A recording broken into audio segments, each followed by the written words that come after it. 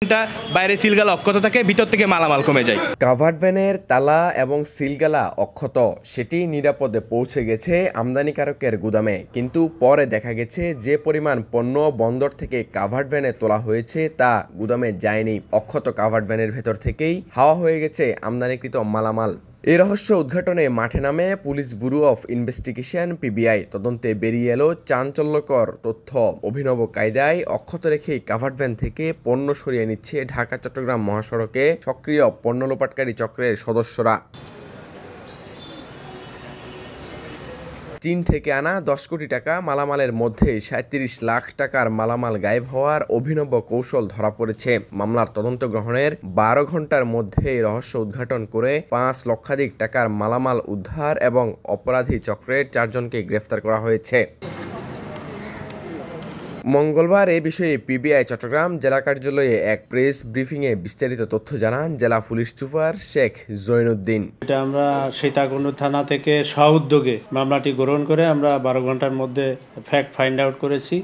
যে বিষয়টা হচ্ছে, এই চোর চক্রের সদস্যরা অভিনব কায়দায় কাভার্ড ভ্যানের বাইরে সিলগালা ঠিক রেখে ভিতর থেকে মাল বের করে নেয়। তো এই ধরনের একটা ঘটনায় যখন আমাদের এসে আসলো, তখন আমরা সউদ্যোগে মামলাটা গ্রহণ করে আমরা প্রথমে এই একজনকে গ্রেপ্তার করি। তার স্বীকারোক্তি মতে আমরা মাল উদ্ধার করি এবং যারা এই মালটা বিক্রি করছে, এই মালটা চুরি করে গোডাউনে রাখছিল চট্টগ্রাম শহরের মধ্যে, এবং তারা ফেসবুকে একটা বিজ্ঞপ্তি দেয়।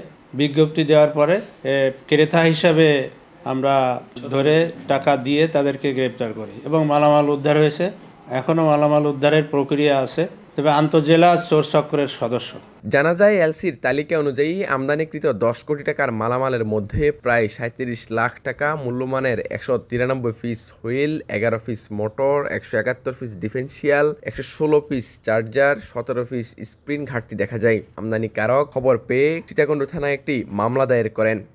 আমাদেরকে প্রথমে দেখাতে চায় নাই, কিন্তু যখন আমরা টাকাগুলো দেওয়া হয়েছে তখন তারা আমাদেরকে টাকাগুলো শো করে, টাকাগুলো আমাদের সামনে শো করে।